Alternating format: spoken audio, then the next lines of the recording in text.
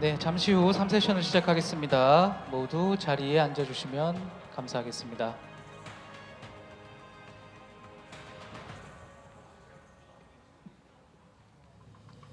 네, 감사합니다. 이제 3세션을 시작하도록 하겠습니다.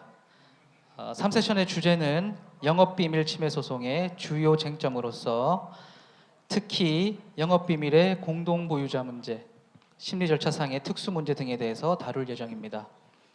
진행은 임영우 특허법원 고법판사님께서 맡아주시겠습니다. 큰 박수 부탁드립니다.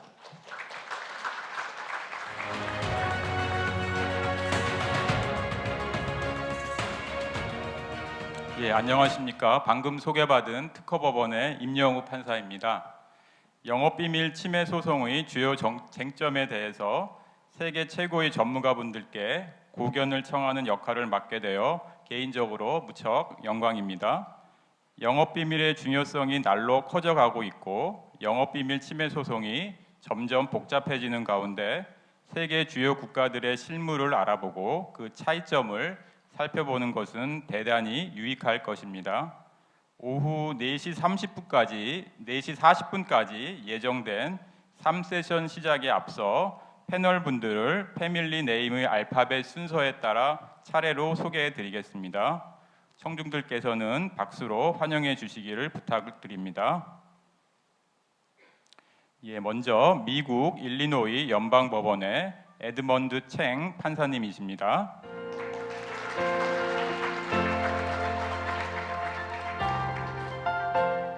일본 지적재산재판소의 히로아키 이마이 판사님이십니다.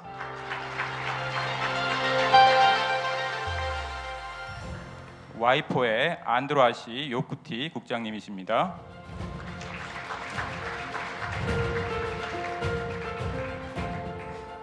독일 에스캅의 시바르츠의 크리스토프 비간트 변호사님이십니다.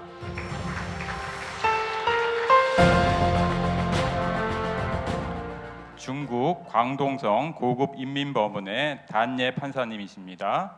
단예 판사님은 온라인으로 참여해 주셨는데요. 한 가지 양해 말씀을 좀 드리면 한국과 중국 사이의 네트워크 상황이 여의치 않아 혹시 온라인 연결이 원활하지 않을 수 있음을 미리 말씀을 드리겠습니다. 이어서 서울고등법원의 김강남 고등법원 판사님이십니다.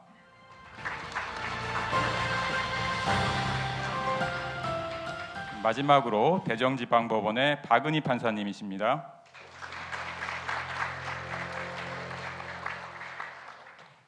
네, 그러면 3세션은 각국의 영업비밀 보호 법제에 대한 개관, 또 영업비밀에 대한 와이포의 정책, 영업비밀 공동보유자 사이의 침해 문제, 마지막으로 영업비밀 침해 소송의 절차적 문제 순서로 진행될 예정입니다.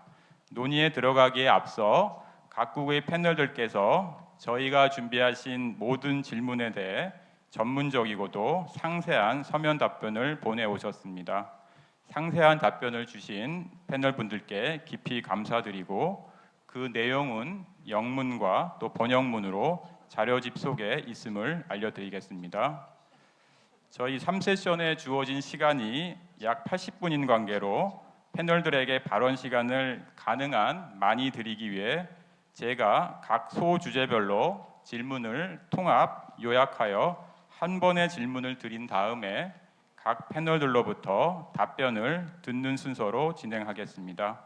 패널들의 답변 순서는 앞서 소개드린 것처럼 패밀리 네임의 알파벳 순서에 따라 답변을 듣겠습니다. 자료집도 비슷한 방식으로 질문과 답변을 편집해 두었습니다. 청중들께서는 세션 진행에 맞추어 자료집을 참고하시면 도움이 될 것 같습니다. 네, 그러면은 첫 주제부터 시작하겠습니다. 대부분의 나라에서 영업비밀을 보호하고 있지만 그 구체적인 보호의 방법, 또 보호의 수준, 나라별로 차이가 분명히 있습니다. 따라서 영업비밀 침해 소송의 구체적인 실체적, 절차적 쟁점을 다루기 전에 영업비밀 보호에 대한 각국의 법제를 개괄적으로 살펴서 그 공통점과 차이점을 이해하는 것은 중요할 것이라고 생각됩니다. 각국의 패널 분들께 자국의 영업비밀 보호법제의 개요와 최근의 변화 그리고 주목할 만한 판결의 소개를 부탁드리고자 합니다. 패널 한 분당 4분 정도의 범위 내에서 발표해 주시면 감사하겠습니다. 그러면 먼저 에드먼드 챙 판사님 발표 부탁드립니다. Okay, thank you very much, and thank you, Chief Judge Kim, for convening this conference, and to Judge Lim for organizing us and putting the time limits on us. So we will have to move quickly, and thank you to the fellow panelists. It's an honor to be here as well. I do also want to thank, last but not least, very quickly, the interpreters who have a very difficult job with simultaneous interpretation. So if the New Yorker in me comes out and I speak too quickly, please wave or shout at me or throw something at me and I will try to slow down. In the United States, trade secret protection arises primarily by statutes, both federal and state. And these statutes protect non-public information that derives its economic value from the very fact that it is secret. It's true that there can be private arrangements between corporations and corporations and individuals to protect confidential information. So we do see sometimes in trade secret cases contract claims as well. But primarily it really is statutes that govern and protect trade secrets in the United States. And the protection is quite robust. In 1996, Congress passed the Economic Espionage Act, and that applies for federal criminal law enforcement. Espionage sounds like James Bond spy, but it applies also to trade secret theft. And there is a maximum penalty of 10 years imprisonment for criminal theft of trade secrets. For federal civil enforcement by private parties, the Defend Trade Secrets Act, of course, was passed in 2016. And that added a provision to the Economic Espionage Act that allows for private parties to bring a civil lawsuit in federal court to protect a trade secret, so long as the trade secret is related to interstate commerce, which it almost always is. So now there is federal court jurisdiction to protect trade secrets. And the protection is quite robust. The trade secret owner may recover actual loss and unjust enrichment to the unjust enrichment that the defendant received from the theft, or the trade secret owner can obtain a reasonable royalty as well. And in cases of willful theft of trade secrets, the punitive damages are allowable as well in the United States system. I should also point out that for the state statutes, there is a Uniform Trade Secrets Act. The Uniform Trade Secrets Act was drafted by a commission of nonpartisan lawyers who wanted to promote trade secret protection in state courts. And this Uniform Trade Secrets Act has been very successful. 47 states have adopted it so far. So you do find state trade secret cases as well. To qualify as a trade secret, of course, the information does need to be non-public. As I said before, derives its economic value from its secrecy, and the trade secret owner must make reasonable efforts to protect the trade secret. What types of acts constitute infringement? Of course, acquisition, obtaining the trade secret by someone who knows or has reason to know that the trade secret was obtained by improper means, and that, of course, is misappropriation. And it is also misappropriation to disclose or use a trade secret if that person who uses or discloses the trade secret, again, has obtained it by improper means or has reason to know that it has been obtained by improper means. Civil actions are much more common than criminal prosecutions, and these typically the Defend Trade Secrets Act cases are, of course, brought in federal court.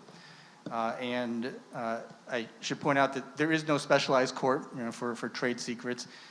Trade secrets are, they're like the fourth favorite child of intellectual property law, patent, trademark, copyrights, and now trade secrets, but so we have no specialized courts for trade secrets.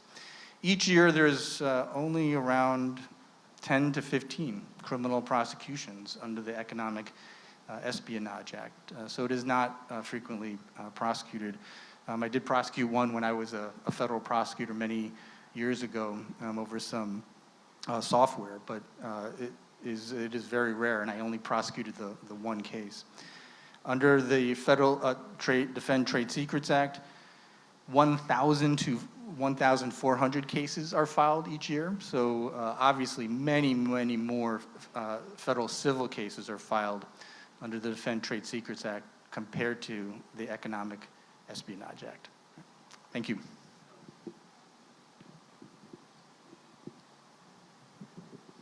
네, 감사합니다. 그다음에 이어서 히로아키 이마이 판사님 발표 부탁드립니다. Okay, thank you very much. This is my great honor to go back again here. I will explain Japanese situation. In Japan, Unfair Competition Prevention Act, hereinafter UCPA, protects trade secrets. Article 2, paragraph 6 of the UCPA defines the trade secrets as technical or business information that is, first, kept secret. Secrecy management has to be done. Second one, useful for business activities, for example, methods of manufacturing or marketing. So that's usefulness. And the third one, not publicly known, non-public domain. All three requirements are necessary in order to secure legal protection. Article 2, paragraph 1, item 4 to item 10 of the UCPA defines a trade secret infringement as an unfair competition. That is too long, so I'd like to explain two types. Items 4, acquisition of a trade secret by theft, fraud, duress, or any other wrongful method or use or disclosure of trade secret acquired through wrongful acquisition. The same, that is the first I would like to explain as an infringement act of unfair competition. The second one is item 7. I will explain later as a co-holder of the joint holder of the trade secret. Item 7 explains use or disclosure of the trade secret disclosed by the business operator holding such trade secret, hereinafter referred as a holder, for the purpose of acquiring an illicit gain or causing injury to such holder. Now, I'd like to go on to the remedies. The first remedy is civil remedies. Possible civil remedies are the right to claim damages in tort, the right to seek measures to restore credibility in tort, the right to claim for restitution of unjust enrichment, and the right to seek injunction. Injunctions are available to eliminate present and future infringements. These remedies can be sought separately or together, and a holder of the trade secret may consider what remedy or remedies will most effectively cure the wrongful acts that the infringer has done. The second one is criminal punishment. Infringer of the trade secret is subject to imprisonment with labor and not exceeding 10 years, a fine not exceeding Japan yen to how much is that? I have noted that. And the third one is administrative remedies. Customs Act prohibits the import and export of goods that compose the acts set forth in any of Article 2, Paragraph 1, Item 10 of UCPA. And we don't have specialized code for the trade secret lawsuits. That doesn't exist. The number of the unfair competition lawsuits that includes other than unfair competition cases filed at this district court in the year 2021 is 117. We don't have any specific statistics on the trade secret dispute. And recent changes and notable cases. Recent changes, I have already noticed that the third time revisions of UCPA. I'd like to explain the final revision of 2023. This revision clarifies the jurisdiction of an international trade secret infringement case. A provision has been established to apply Japanese UCPA to cause where an infringement of a Japanese company's trade secret outside of Japan, allowing a Japanese court to take action. However, this provision does not apply if the trade secret is exclusively used for business purposes outside of Japan. And that is my explanation. Thank you.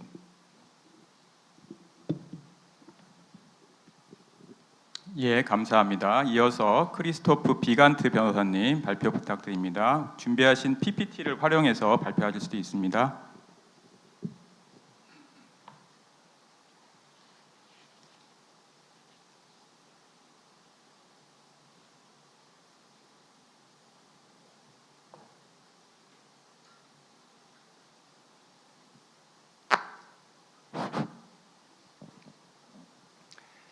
First of all, thank you very much for having me at your conference and giving me the opportunity to speak at this today.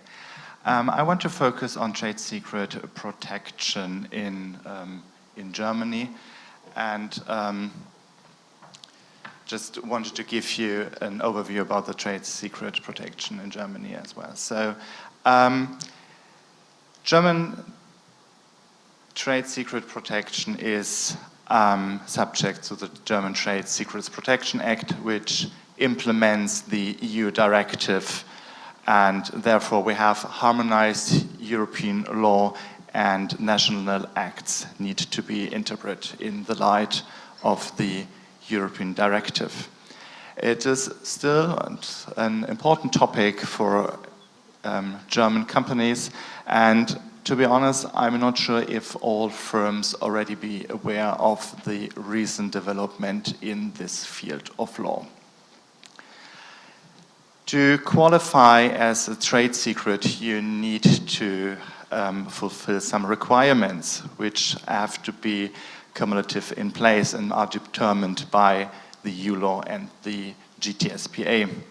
So first of all, the information should not be generally known, and the holder of the secret information should have an interest in the secrecy. But the most important prerequisite in praxis is the necessary reasonable secrecy measures, because only the person who actively protects the secret information enjoys the protection of the legal system. So what we can understand as a reasonable secrecy measure is not determined by the GTSPA or the EU directive. So, and it's still partly terra incognita and constantly subject to recent case law. Nevertheless, I want to give you some examples and some overview about reasonable secrecy measures, what we know so far. So generally, the more important a trade secret qualifies, the stronger the secrecy measures have to be adopted. And there is no optimal solution required, but you should adopt multiple measures. So in the end, reasonable secrecy measures depend on the situation and on the trade secret itself. And just to give you a few example criteria. So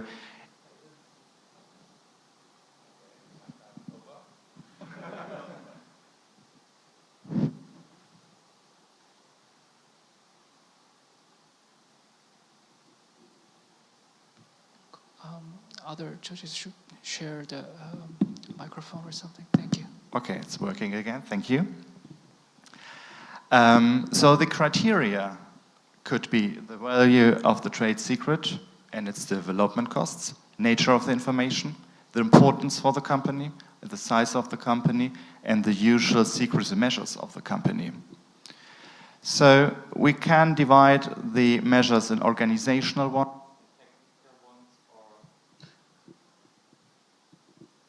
in legal ones. So on the organizational side, I would say sensitive information have to be kept locked away. You should adopt a need-to-know principle and to document your secrecy measures.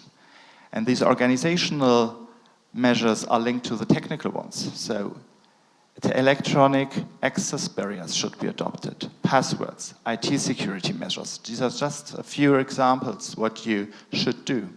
And on the legal side, confidentiality clauses, NDAs, confidentiality clauses in employment agreements. But recently, some German courts decided that catch-all clauses are non-transparent, and therefore we have invalid clauses.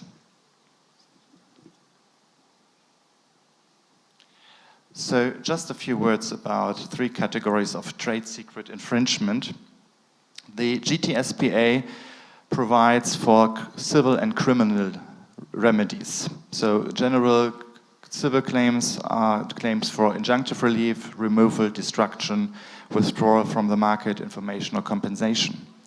And subject to the GTSPA is the unlawful conduct, which comprises unlawful acquisition, use, and disclosure. What you should consider is that the GTSPA allows reverse engineering.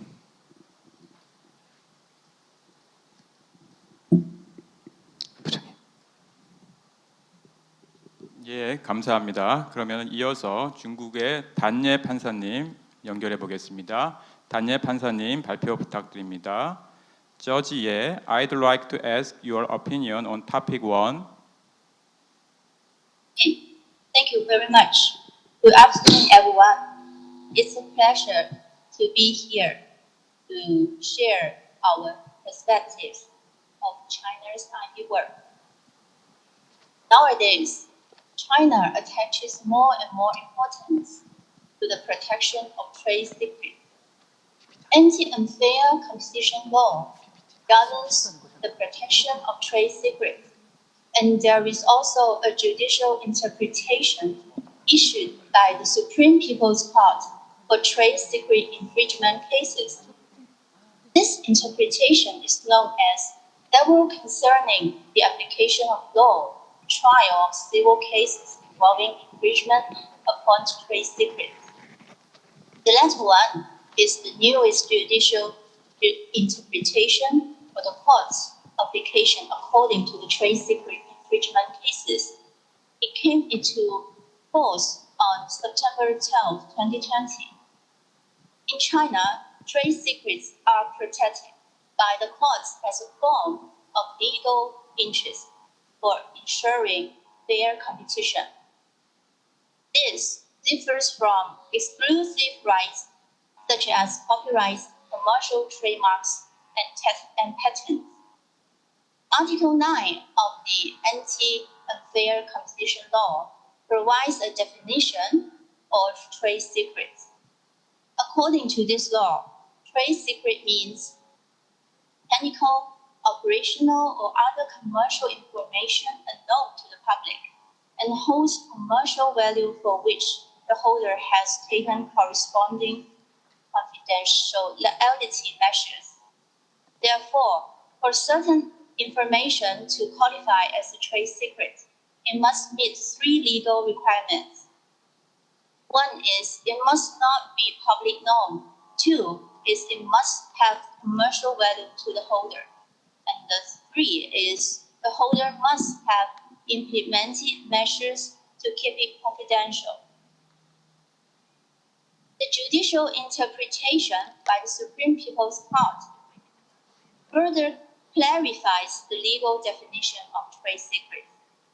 Article 1 of this interpretation stipulates that, firstly, a court may determine the information on structure, raw materials, components, formulas, materials, samples, styles, propagation materials of new plant varieties, processes, methods of their steps, algorithms, data, computer programs, and their relevant documents, among others, relating to technology as technical information. Secondly, a court may determine the information on creativity, management, sale, finance, plans, samples, bidding materials, clients' information, and data, among others, related to business activities as business information.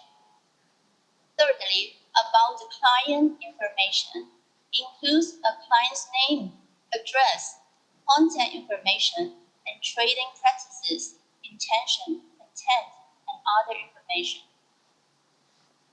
According to the law and the judicial interpretation, the acts below are considered as trade secret infringement.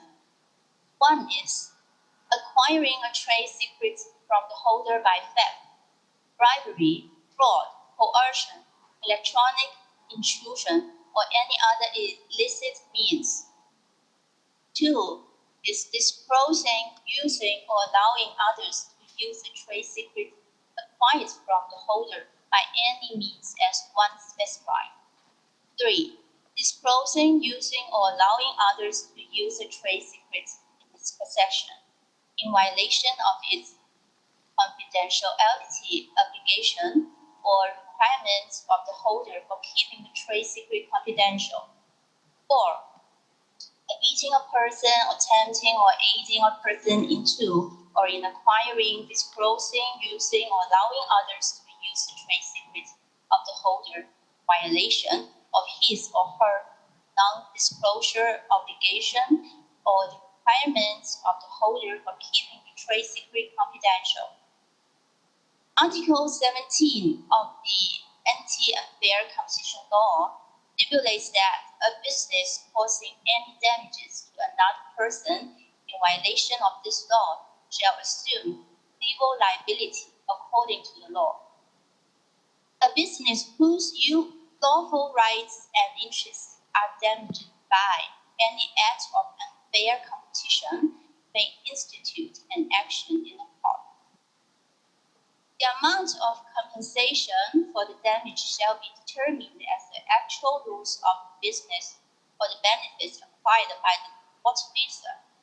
The amount of compensation shall also include reasonable disbursements made by the business to prevent the infringement, such as the attorney's fee. If the infringement is too serious, the tortfeasor will be imposed a criminal punishment of 3 years below or 3 to 10 years penalty up to the serious degree. In China, there are 4 specialized courts for IP cases, including trade secret cases. They are in Beijing, Shanghai, Guangzhou, and Hainan. Also, there are 26 specialized tribunals set in intermediate people's courts around China, which have the jurisdiction for trade secret cases. The high people's courts are the appeal courts for those cases. So far, we don't have a complete statistic on trade secret infringement cases nationwide. That's all. Thank you.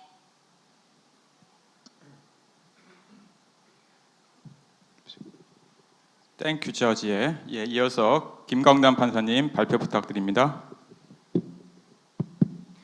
서울고등법원 김광남 판사입니다. 멋진 분들과 함께 3세션을 하게 되어 기쁘고 또 평소 존경하던 분들 앞에서 한국의 영업비밀 제도를 소개해드리게 되어 매우 영광입니다. 한국은 1991년 부정경쟁방지법을 개정하면서 영업비밀 보호 규정을 갖추게 되었습니다. 영업비밀을 보호하는 방식은 크게 특허권 같이 배타적 권리로 인정하는 보호 방식, 그리고 특정 유형의 영업비밀 침해 행위를 불법 행위로 규율하는 방식이 있습니다. 한국은 행위 규제형 보호 방식을 선택하였고 통상 민법상 불법 행위의 특수한 형태로 보는 것이 일반적입니다. 먼저 영업비밀에 관한 부정경제방지법 규정을 살펴보겠습니다.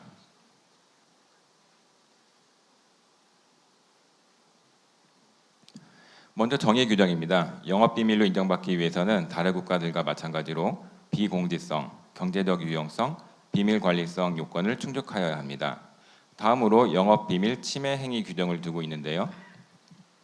영업비밀 부정취득, 공개, 사용 등을 침해 행위로 규정하고 있습니다. 민사적 구제 방안으로 금지 청구, 손해배상 청구, 신용회복 청구가 있고 이 외에도 형사처벌 규정이 있습니다. 보시다시피 영업비밀에 관한 규정은 많지 않고 그 구조도 매우 간단합니다. 영업비밀에 해당하는지, 침해 행위에 해당하는지, 그리고 손해액이 얼마인지만 살펴보면 될 것 같습니다. 하지만 영업비밀 사건은 생각보다 쉽지 않습니다. 저 개인적으로는 IP 사건 중에 가장 혼돈스럽고 어려운 분야 중 하나가 아닐까 생각합니다. 예, 바로 이런 느낌입니다. 예, 굉장히 혼돈스럽죠. 예. 사건 유형이 너무나도 다양하고 어떤 사건은 영업비밀이 특정조차 안 되는 경우도 있습니다.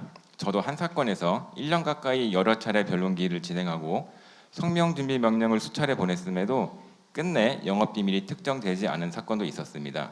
결국 당당하게 후임자에게 넘겨주고 다른 법원으로 갈 수밖에 없었는데요. 최근에 살펴보니까 잘 처리된 것 같습니다. 마지막으로 한국의 영업비밀 보호제도의 최근 변화에 대해서 알려드리도록 하겠습니다. 예.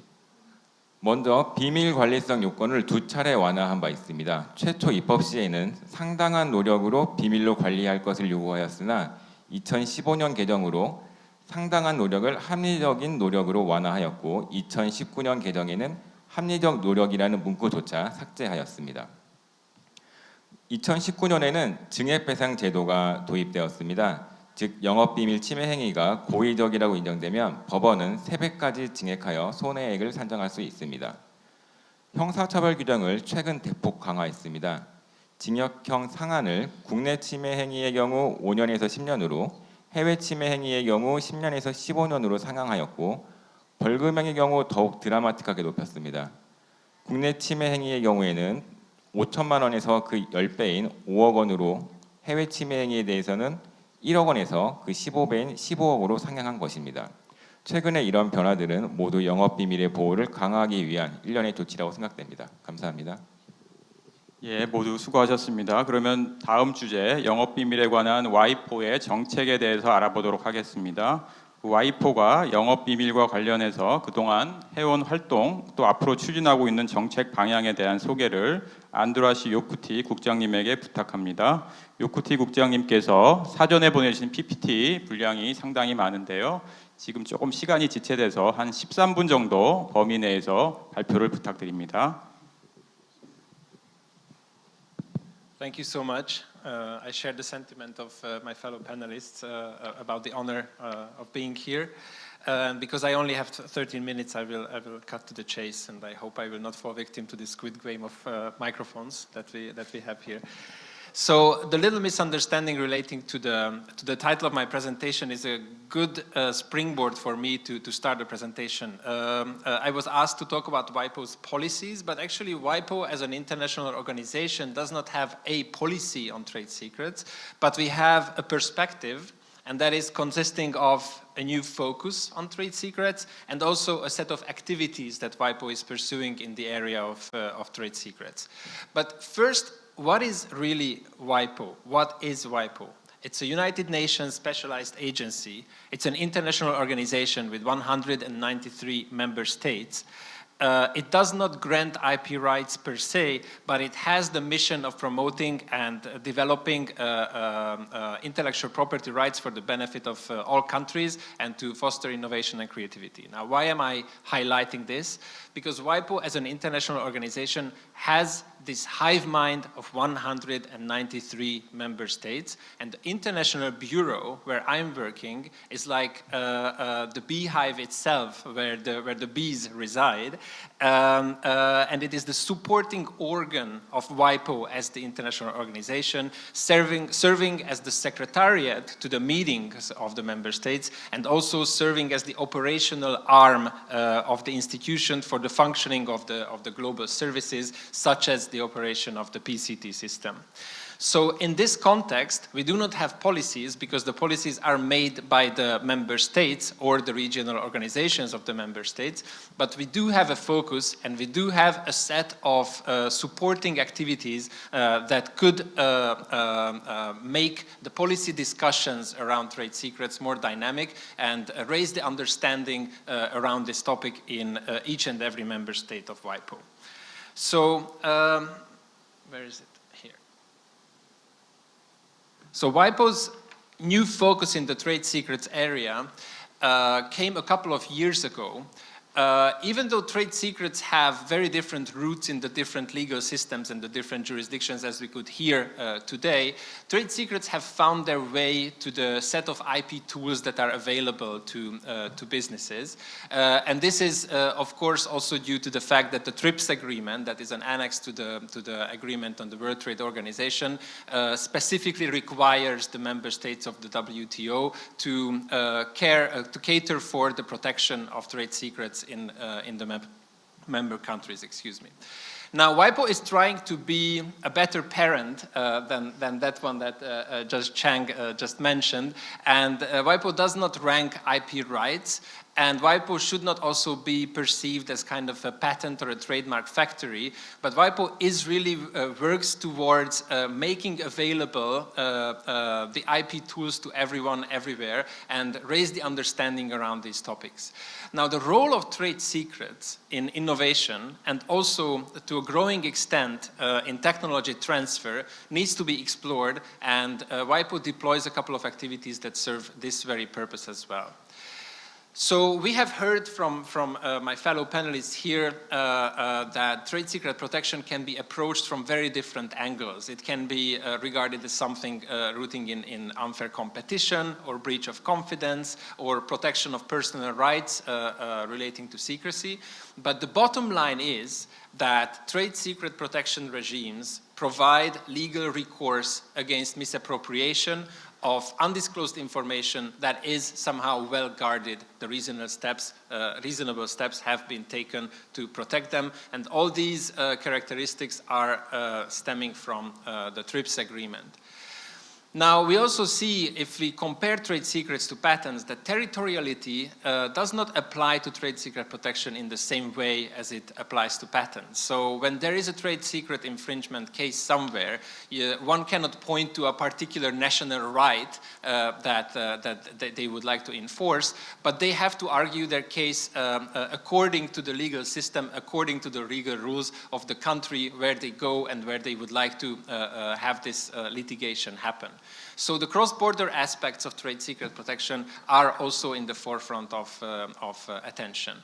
Key questions on a policy level often get raised about the limits of trade secret protection, not just the classical ones like reverse engineering or independent development, but whether there are other public policy goals that could somehow justify the curtailment of trade secret protection, and is there some kind of an overriding public interest that would go against granting a strong protection for undisclosed information. Somewhat related issue is to what extent should regulatory test data, so data submitted to marketing approval authorities, be treated as trade secrets? There is a little bit of a confusion in certain regions because the very same article of the TRIPS agreement regulates the classical or the basic trade secret protection, and our paragraph 3 of Article 39 is talking about the protection of regulatory test data. And sometimes these two topics get a little bit convoluted, even though certain regulatory authorities have opted for the disclosure of test data, which doesn't mean that they don't have to cater for the protection of that information that has been submitted to them. So I'm just flagging this issue here. These two things are not the same, even though they are both related to information that where the availability is somewhat limited. Now, trade secret protection also raises very interesting questions relating to research collaboration and technology licensing because of the very differences that have been mentioned by panelists and myself as well. Valuation of trade secrets is also something that is a little bit underexplored and should be discussed more.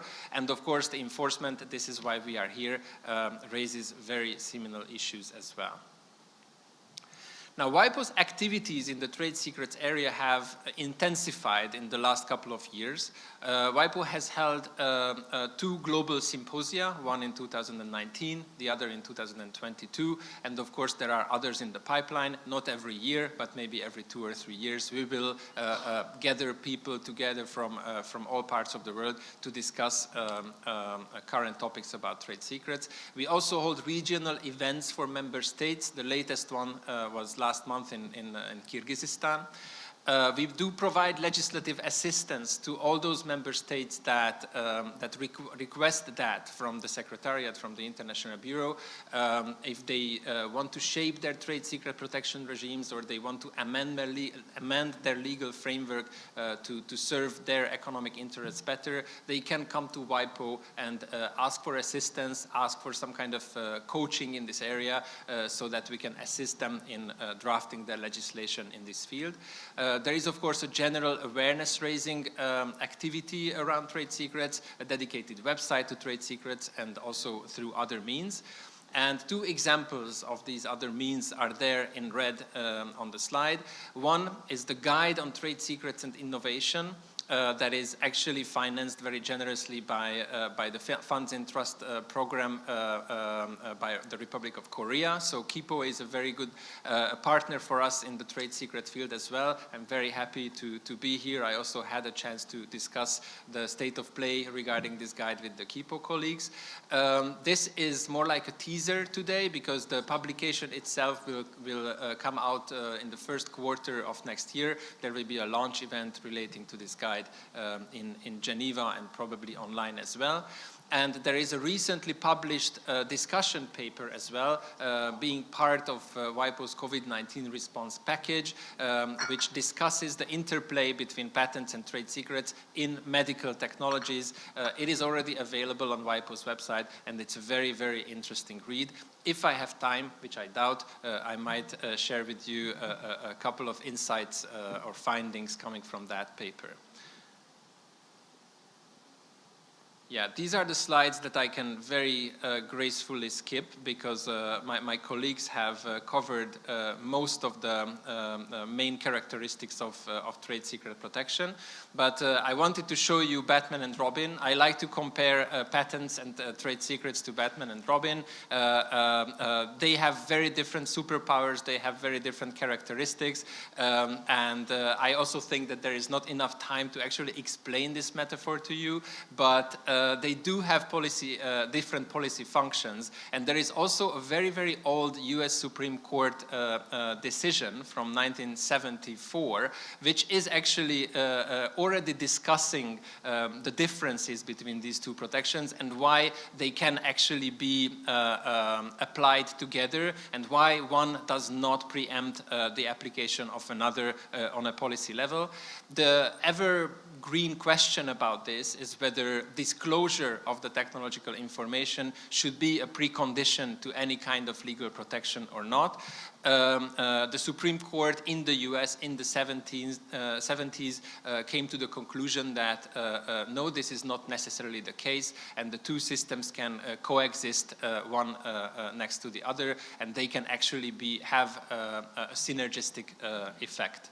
Now, of course, the 70s were the 70s, 50 years ago, and there are also new technological developments that we are facing, and these pose challenges to the IP system, and they also pose challenges to the patent system. So trade secrets are resurfacing in this area, and businesses around the world are looking at trade secret protection with a fresh pair of eyes, and they realize that for certain type of information, trade secrets might serve the purpose better than patents. But actually, these two guys should work together and be as synergistic as possible. But their interplay does pose very interesting questions. What are the cases where they operate as alternatives to each other? So, for example, when a startup company has to decide whether they should go the patenting route or whether they should keep some information secret, they can select from the two.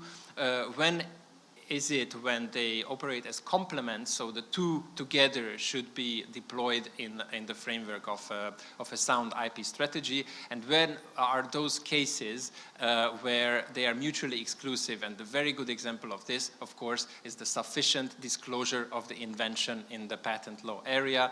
There cannot be information kept secret that would render the disclosure not enabling to the person skilled in the art. This, of course, doesn't mean that companies or research organizations do not keep some kind of a layer of secrecy over their inventions or their implementation, but at least the core idea, the core inventive concept in an enabling manner should be disclosed in patent applications, and in this area, trade secrets can play no role. I will skip this slide as well. I'm sure that they will all be made available to everyone in the room. This is just a recap of when it is better to go for patents and when it is better to go for trade secrets. This is a slide on the WIPO guide that I mentioned that is going to be published early next year.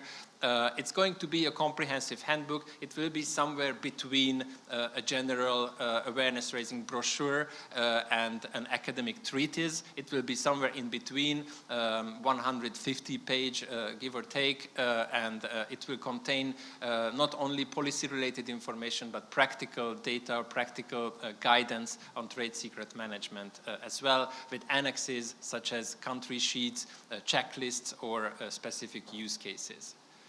And finally, the discussion paper on the interplay between patents and trade secrets in medical technologies. I'm turning to our kind moderator to ask whether I have a couple of minutes to present this, or I will just rely on the audience to read the publication, which has a very good executive summary. So I think maybe it would be just repeating that if I went on with this. 1분 정도 가능하실 것 같습니다. 1 minute. All right. I will go to some key findings. So this is kind of the structure of the paper. And I think I can skip the different innovation cycles in various fields of medical technology and the policy goals that we all know behind the patent system and trade secret protection. These are just some interesting insights that the study has. Where is the interplay between patents and trade secrets plays a special role. Some highlights: clinical trial data. I have mentioned it already. It's something that is the object of heightened attention these days. Limited transparency in drug pricing is also something that might be observed as hindering market forces. And I just have to maybe highlight that as in closing, that the debates around IP and global health are featuring in many cases the effect what trade secrets have in this area.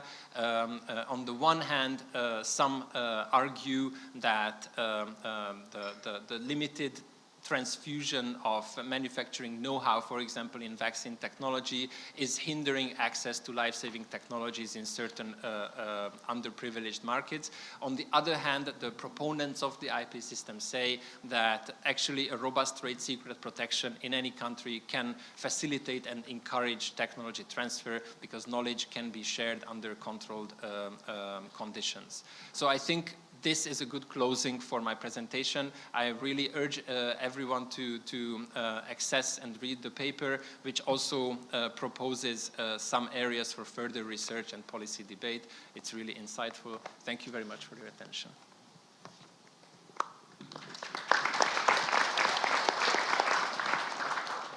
네, 요쿠티 국장님 감사합니다. 그리고 제한된 시간 내에 발표하시느라고 고생 많으셨습니다. 지금 요쿠티 국장님 자료를 포함해서 저희 3세션에 참여하신 패널분께서는 사실은 굉장히 자세하고도 좋은 내용이 많은 자료를 보내주셨는데요. 다들 아시는 것처럼 저희가 제한된 시간 내에 진행을 하다 보니 부득이 발표 시간을 좀 제한하게 된 점 다시 한번 양해 말씀을 드리겠습니다. 예, 그럼 바로 이어서 세 번째 주제로 넘어가겠습니다. 예, 다수의 기업과 같이 복수의 주체가 공동 연구를 통해 어떤 기술을 개발하고 이를 영업비밀로 관리한다면 그 기술 정보에 대한 영업비밀은 복수 주체가 공동으로 보유한다고 볼 것입니다. 그런데 영업비밀의 공동 보유자 중 1인이 다른 공동 보유자의 동의 없이 자신이 보유하고 있는 영업비밀을 어떠한 범위에서 사용할 수 있는지가 문제될 수 있습니다. 예를 들어 영업비밀의 공동 보유자 중 1인이 다른 공동 보유자를 상대로 영업비밀 침해 소송을 제기한 경우처럼 영업비밀 공동 보유자 사이의 분쟁에서 이와 같은 쟁점이 문제될 수 있다고 생각합니다. 각국의 영업비밀 보호 법제에서 이와 같은 문제를 어떻게 해결하시는지 또 패널들의 의견을 들어보도록 하겠습니다. 패널 한 분당 이 주제에 대해서는 3분 정도 범위 내에서 발표해 주시면 감사하겠습니다. 먼저 에드먼드 챙 판사님 발표 부탁드립니다. All right, thank you. And I might not even use the 3 minutes, so if I have extra time, I hope I can put it in the bank, Judge Lim, for my other answers. The Supreme Court has not directly decided this issue. We do not have controlling law on this joint ownership issue on trade secrets. Many district courts at the trial level have held that trade secrets may be jointly owned. And this is consistent with the other intellectual favored childs of intellectual property, patent, trademark, and copyright. The Patent Act explicitly, there's an explicit statute, Section 262, and Title 35 of the United States Code that explicitly acknowledges that there may be joint ownership of patents, and that the joint owners may practice the patent without the consent of the other. Same thing goes for the Copyright Act. The Copyright explicitly acknowledges that there may be authors of a joint work, and the federal law deems them to be co-owners of the copyright in the work. And then when it comes to trademarks, there is not an explicit federal law on joint ownership for trademark, but the U.S. Patent and Trademark Office has for many, many years recognized that joint ventures may jointly own a trademark. So I think it is consistent with the rest of intellectual property and the other categories of intellectual property for there to be joint ownership of trade secrets. But as I said, we have very little precedent in this particular area. Thank you. 네, 감사합니다. 이어서 히로아키 이마이 판사님 발표 부탁드립니다.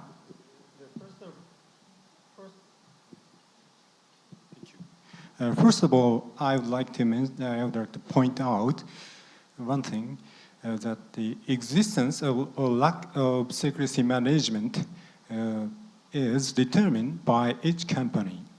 UCPA uses the concept of the holder I have already mentioned, UPC Articles 2, Paragraph 1, Item 7, and stipulates that management is performed on a company basis.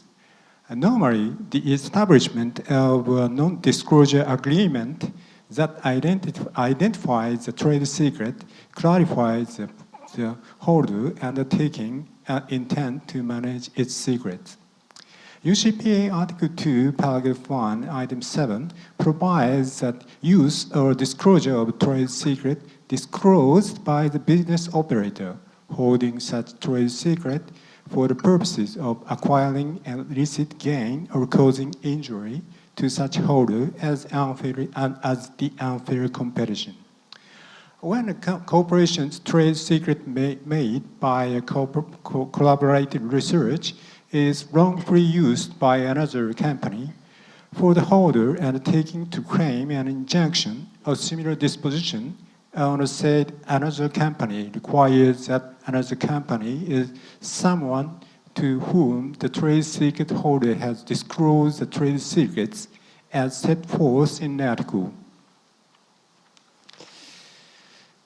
In cases where Company B was disclosed trade secret by Company A and used it for the purpose of acquiring an illicit gain or causing injury to such holders, causes an unfair competition, Company B may seek an injunction and other sanctions necessary for suspending or preventing the infringement.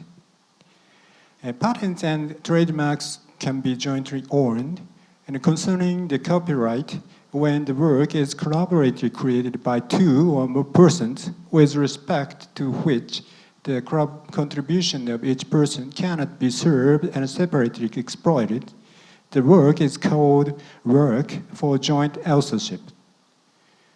A joint copyright may not be exercised without an unanimous agreement of all the co-owners. So, the infringement and remedies. If Company A conducts an unfair competition, cited UCPA Article 2, Paragraph 1, Item 7, Company B can pursue an injunction of the act and make a claim to destroy things that constitute the act of infringement. In such case, Company A intentionally or negligently infringes on a business interest of Company B through unfair competition is liable to compensate loss or damage resulting therefrom. Criminal action should be occurred. Thank you. 예, 그럼 이어서 감사합니다. 크리스토프 비간트 변호사님 발표 부탁드립니다.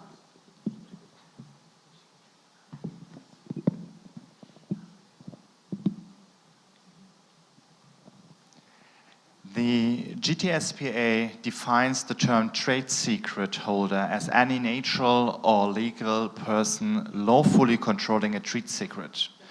So I would say that this generally allows for the possibility of a joint holdership of trade secrets under German law.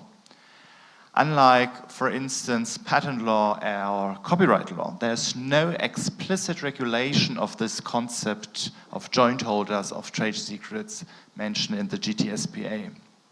However, in the absence of specific agreements, it is deemed that joint holders of trade secrets qualify as co-owners, so-called tenancy in common.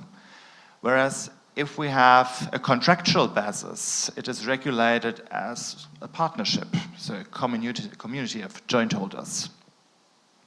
This equals basically the approach for trademarks and patents. Where remedies contractually determined in a partnership, what about remedies between joint holders in a co-ownership? Well, as said, the GTSPA does not provide for any details in such an infringing constellation. It rather stipulates the rights and claims between the trade secret owner on the one side and third parties on the other side.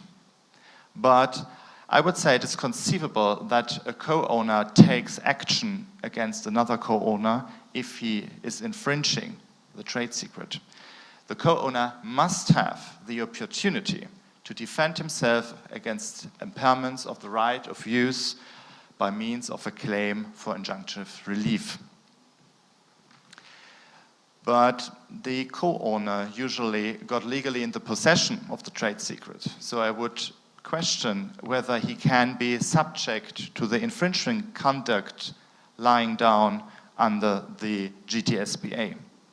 In such constellation, it can be deemed that these needed to be solved by applying general German civil code procedures. So in a case of infringement, each co-owner may sue in his own name for injunctive relief and for payment of damages to all owners, especially or even against other infringing co-owners. It follows from the German civil code provisions that it is generally no infringement committed by a co-owner who uses the trade secret without the consent of the owners. So The trade secret can be used to the extent that the joint use of the other co-owners is not impaired. But a use that permanently excludes the other co-owners is not permitted.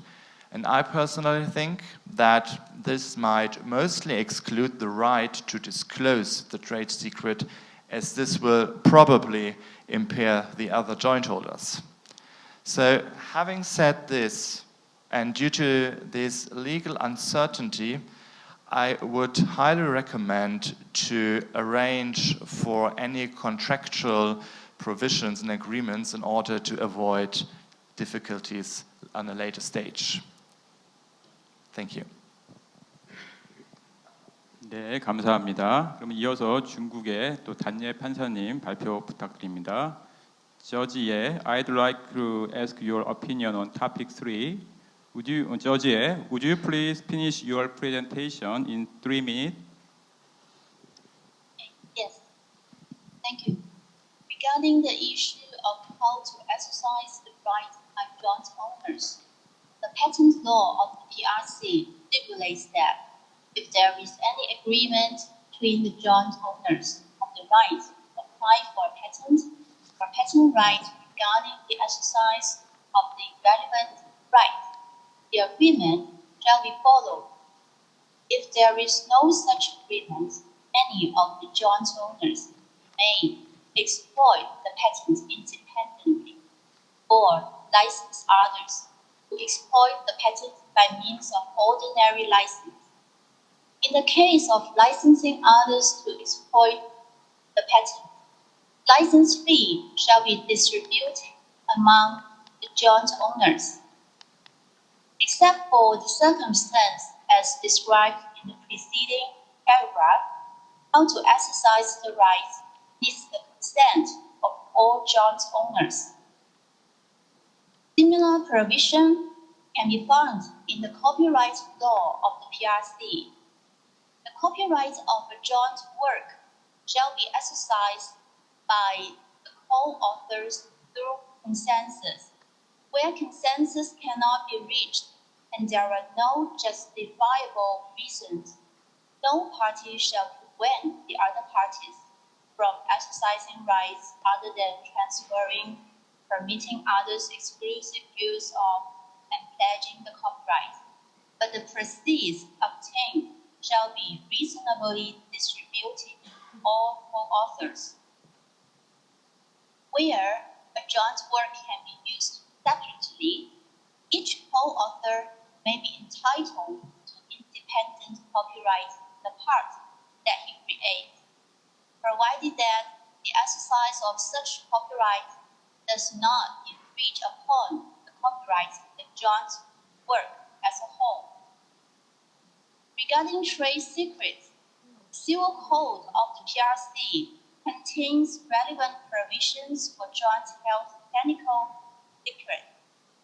Article 8 and 61 of the Code prescribes that the right to use and transfer the technical secrets resulting from recognition or cooperative development and the method for distribution of the benefits accrued therefrom shall be agreed upon by the parties.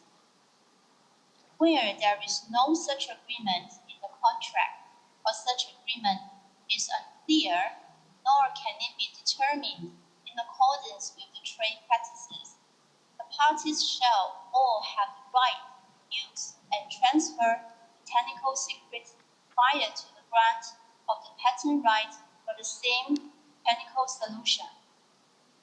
And we also have Article 20 of the interpretation of the Supreme People's Court on several issues concerning the application of law in the trial of cases on disputes over technology contract.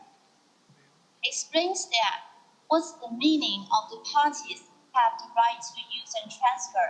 That means includes the right of each party to use and license the use of technical secrets to others under a general license without the consent of the other party.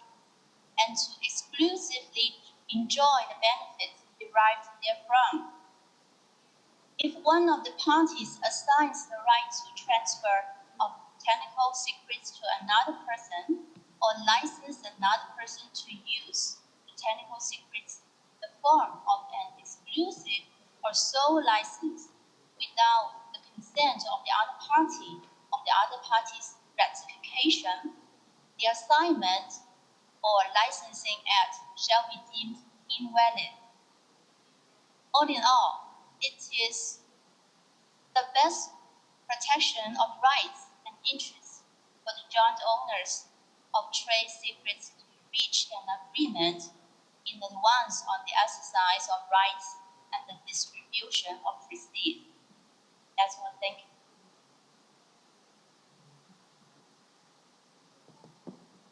땡큐 저지에 네, 이어서 김광남 판사님 발표 부탁드립니다. 예, 지식재산권의 공동 부유와 관련하여 상표법, 특허법, 디자인보호법, 저작권법 등에는 보시다시피 여러 규정을 두고 있습니다. 그러면 영업비밀 보호를 규정하고 있는 부정경쟁방지법은 어떠할까요? 예, 없습니다. 예, 다시 한번 저를 혼돈스럽게 만드는 부분인데요. 결국 이는 법원의 해석에 따라 판단될 수밖에 없을 것 같습니다. 이와 관련하여 제 생각을 말씀드리기 전에 영업비밀 공동부유자 사이에 침해가 가능한지 여부가 쟁점이 되었던 서울고등법원 사건을 소개시켜드리고자 합니다. 다만 현재 대법원의 상고심이 계속 중인 관계로 구체적인 회사명이나 어떤 분야의 기술이 문제되었는지는 상세히 말씀드리기 곤란한 점을 양해 부탁드리겠습니다. 예, 원고와 피고 1은 오랜 기간 함께 해왔습니다. 원고는 피고 1로부터 비밀 유지 계약서를 제출받았지만 여기에는 지식재산권에 관한 규정은 따로 없었습니다. 새로운 제품 개발에 있어서도 원고와 피고 1은 협업을 해왔는데요. 예, 원고가 피고 1에게 설계 방향 또는 대략적인 구조를 제시하면 피고 1이 이에 따라 세부 설계를 작성해서 원고에게 보내고 원고가 다시 피드백을 보내는 방식이 무한 반복되었습니다. 원하는 결과가 나오지 않으면 피고 1이 이처럼 새카맣게 타들어갈 때도 있었고요. 때로는 원고가 심하다 싶을 정도로 지시를 해서 피고 1이 새하얗게 불태운 순간도 있었을 것 같습니다. 다행히도 원고와 피고 1은 기술 개발에 성공합니다. 오랜 기다림 끝에 기술 개발에 성공한 원고의 심정은 바로 이와 같았을 것 같습니다. 매우 고무되어 있죠. 하지만 원고 입장에서 매우 놀라운 일이 발생했습니다. 바로 피고 1이 피고 2에게 직접 이 기술을 이용한 제품을 납입한 것입니다. 원고는 매우 화가 났습니다. 부들부들 떨고 있는 게 보이시죠? 매우 화가 났습니다. 그래서 원고는 피고 1, 2를 상대로 영업비밀 침해를 이유로 금지 청구와 손해배상 청구를 했습니다. 1심은 제 피고 1의 영업비밀 침해를 인정을 했습니다. 하지만 항소심은 결론을 달리했습니다.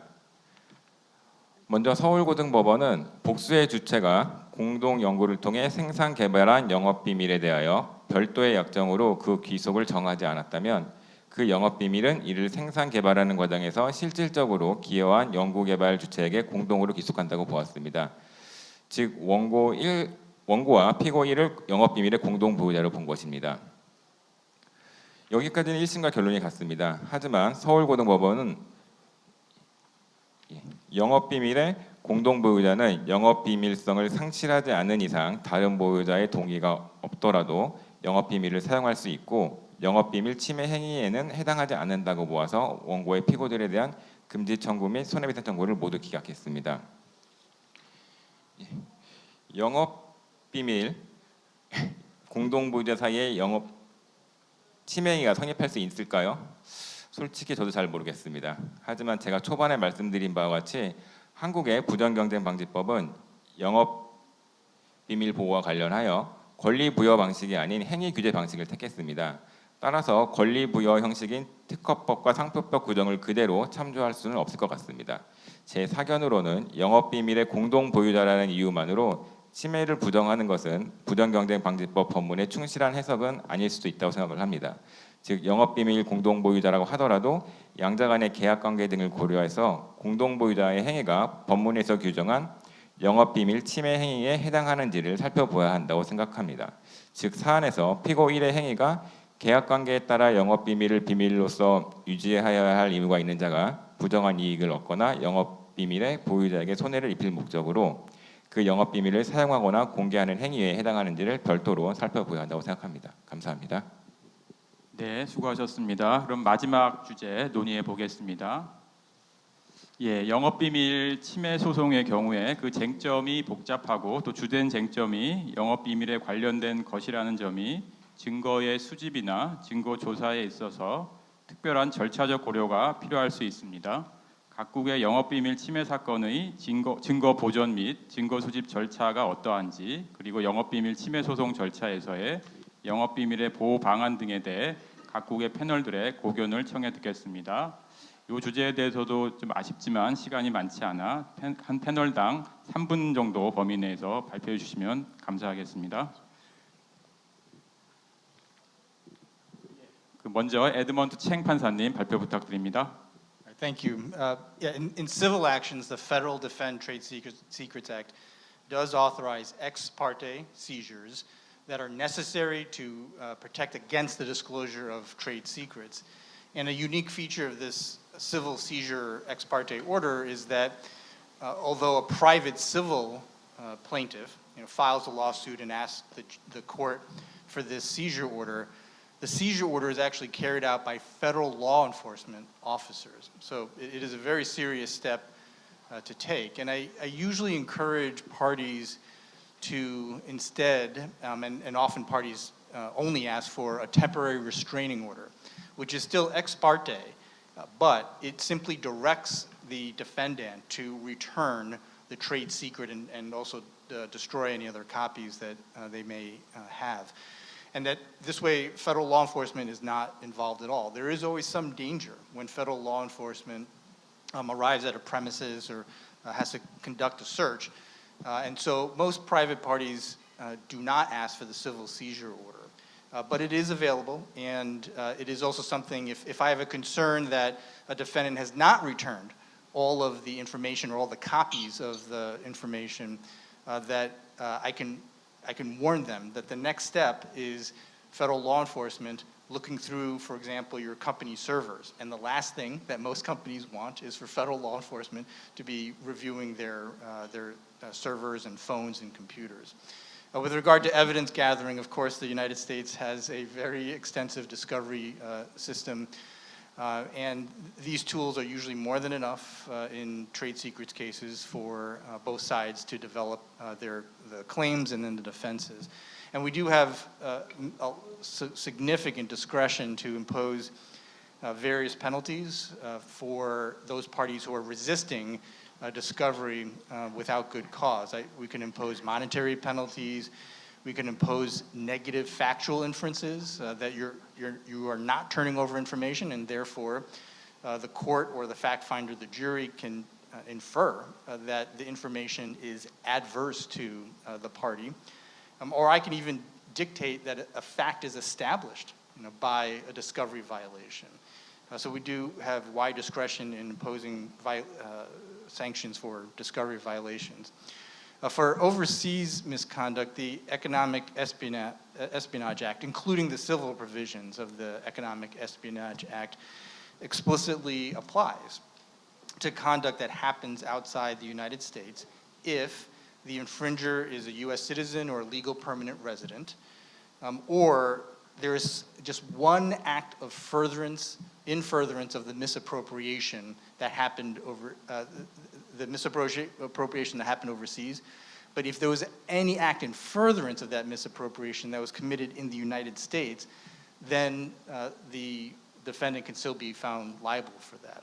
So there is some overseas protection in the Economic Espionage Act and the Defend Trade Secrets Act. Protecting trade secrets in court proceedings, it is very difficult. There are no federal rules or statutes that explicitly set forth how detailed the trade secret owner must be in putting the other side on notice of what's being alleged to have been misappropriated. I think most courts, though, balance this need between providing some notice, but the need to preserve the trade secret. So generally speaking, at the pleading stage, at the initial pleading stage, I am only looking for enough information to put the defendant on notice of the allegation. And then as we move through discovery, I might require more disclosure. But if I do require more disclosure, we have certain tools, as I'm sure many nations do, in terms of protecting the trade secrets, including attorney's eyes only provisions, for example. Like the attorney cannot disclose the information to the client, or limit the disclosure to an independent expert, an expert who is not really beholden to either side, and who also signs a non-disclosure agreement as well to try to protect that information. Sometimes it is true that there are abusive litigation or discovery tactics when, for example, the defendant wants more and more and more information about the trade secret. And one way I've been able to push back on that sometimes is to ask the defendant, well, do you treat this category of information as secret that you want from the plaintiff?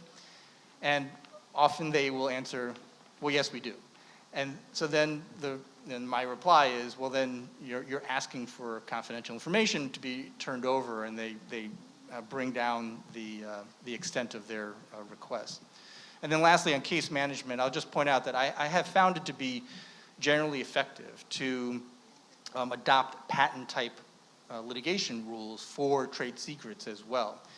Balancing the need to preserve the trade secret itself, I have asked trade secret owners to write out claims describing the technology as if they were prosecuting a patent. And I think the lawyers and the clients understand how to describe technology through patent claims. And so once we have that description, then the defendant is on much better notice of what is being alleged to have been stolen. And then at the same time, we also now know what kind of public information we're looking for to see if this is truly a trade secret. And that is like prior art references, in patent claims. So I think linking the two has helped greatly in case management. Thank you. 네, 감사합니다. 이어서 히로아키 이마이 판사님 발표 부탁드립니다. Concerning evidence preservation and collection, I would like to mention some points. First, obligation to clarify the specific conditions of infringement and pursuing presumptions regarding a person using a technical secret they acquired. The burden to prove trade secret infringement is on the holder of the secret. However, providing infringement will be difficult when the allegedly infringing article is in the possession of the alleged infringe. UPCA therefore provides an obligation and presumption, Article 6 and Article 5/2. Second, order to submit documents. Providing infringement of the right related to the trade secret may be difficult for the holder of the trade secret. Therefore, to reduce the burden of the holder, UCPA provides the order to submit documents, Article 7. If a party does not comply with an order to submit a document, the court may find the adverse party's allegation concerning the details of the document to be true. Third, a presumption of damages. A causal relationship is required between an infringement and damage. According to the prevailing theory, a legal sufficient cause is required and conditional liquidation is insufficient.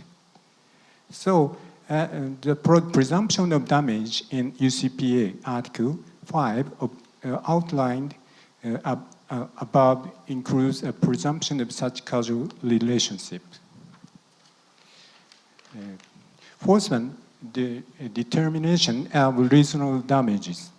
The burden of proof regarding lost profit is reduced by the presumption under Article 5.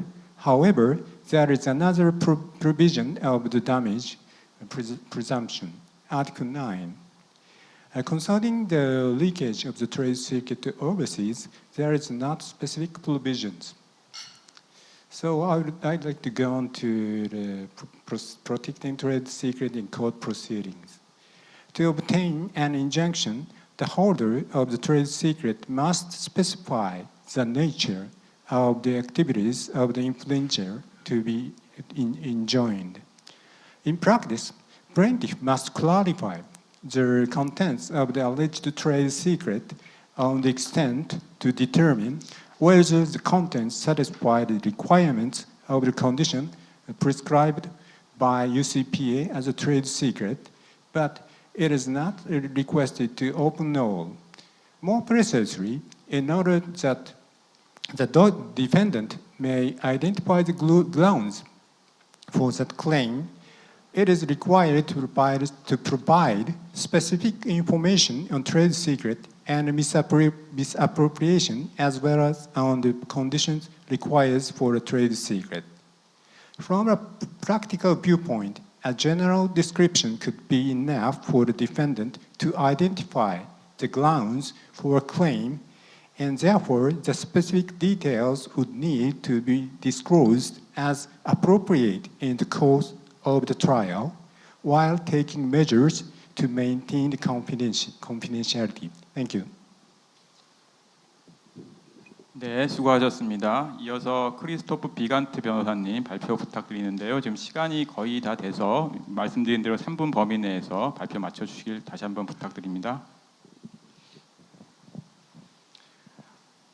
Okay, let's just a few words about evidence preservation proceedings and keeping trade secrets secret in procedures. I just wanted to point out that the GTSPA does not provide for any specific rulings for gathering evidences. And the GTSPA does also not provide any specific rulings for an inspection claim. So for trade secrets, we need to go to basically general rules. So taking the inspection claim from the German Civil Code and use a so-called independent evidentiary proceeding we have in the German Civil Procedure Code. So the courts in Düsseldorf use this, so it's called Düsseldorf model or procedure, and combine these mechanisms. So we have a procedure hybrid of evidence preservation and for obtaining an injunction, because the independent evidentiary proceeding can only be effective if the object to be inspected is publicly or freely accessible. And in most cases, it won't be like this. So this Düsseldorf model gives us, on the one hand, the possibility for a quick action for the owner of the property right or the trade secret, and on the other side, decouples the direct preservation of evidence from the possible later disclosure of the findings.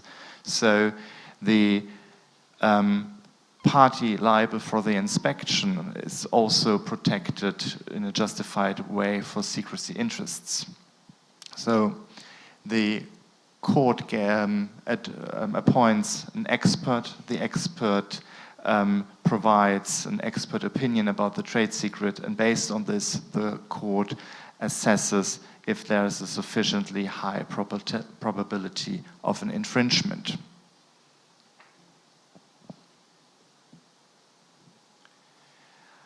Under German procedure law, you need to specify in a motion on submission for an injunction the infringed form of a trade secret. Otherwise, you really cannot seek a respective convicting court decision. But obviously, the trade secret holder has an interest to keep his trade secrets undisclosed. So the GTSPA provides several rulings to protect trade secrets during civil proceedings. So first of all, the possibility to classify all or part of the information as confidential upon request and application. This and all the other measures are based on discretionary decisions. And even after the conclusion of the proceedings, the obligation to maintain confidentiality remains in force. Breach of the confidentiality obligation is fined and punishable.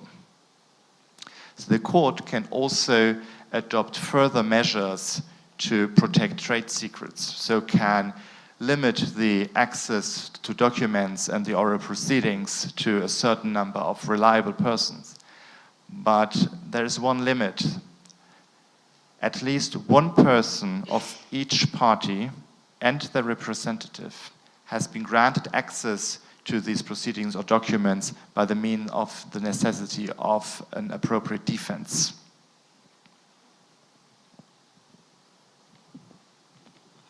예, 감사합니다. 이어서 중국의 단예 판사님. Judge, I'd like to ask your opinion on topic 4. And about this topic, would you please finish your presentation in 3 minutes? Okay. With regard to the submission of evidence, the principle is that the parties should provide evidence through the claims they have made. Firstly, plaintiff needs to prove what the detailed content in trade secret of its request for protection. Secondly, the plaintiff needs to prove that the alleged infringer has implemented a technical proposal and its main content in trade secret constitutes a substantial similarity. Finally, the plaintiff needs to prove that the defendant had access to plaintiff's trade secrets. At this point, the burden of proof is reversed to the defendant. We will not reduce the burden of proof on the plaintiff just because of the difficulties of proof for the plaintiff. Because in practice, we have also encountered the plaintiff using litigation as a tool to strike the defendant, which is his or her competitor. The court should remain neutral in litigation.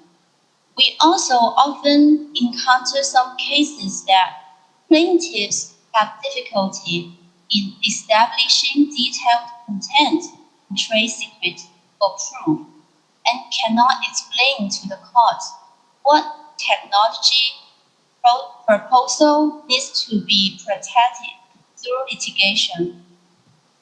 Under this premise, the court can only dismiss the claim. If there is a substantial similarity, then it can be determined by the authentication center entrusted by the court, but the plaintiff should pay the fee. In some cases, plaintiffs run the risk of losing because they are unwilling to pay the high cost of an appraisal. In addition, the possibility that the defendant had access to plaintiff's trade secrets may also be more difficult to prove. One case we used to encounter is that the plaintiff has proved detailed content of his trade secret, and there is a substantial similarity. But since the plaintiff cannot prove the defendant has accessed the plaintiff's trade secret by unlawful means, his claim is difficult to obtain support from the court. About the evidence preservation, in China, there is an interpretation about several of the Supreme People's Court on evidence in civil procedures involving IP rights. According to the interpretation, a court shall examine an application for evidence reservation filed by a party or interested party in consideration of some factors. For time is up, so I don't want to explain the interpretation in details. And with regard to the issue of overseas leakage of trade secrets, we have not encountered cases in judicial practice for the time being, so we cannot provide views in this regard. Thank you. Thank you, Judge. 예, 그러면 이어서 우리 박은희 판사님 발표를 부탁드리겠는데요. 시간이 좀 많이 지체돼서 대단히 죄송하지만 양해가 되신다면 한 2분 정도 범위 내에서 발표해 주시면 감사하겠습니다.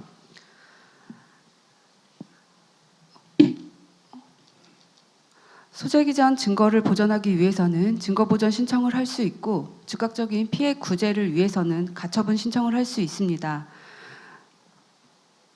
영업비밀 침해 소송의 당사자는 증거 수집을 위하여 법원에 문서 제출 신청을 할 수 있고 침해로 인한 손해액의 산정에 필요한 경우에는 자료 제출 신청을 할 수도 있습니다.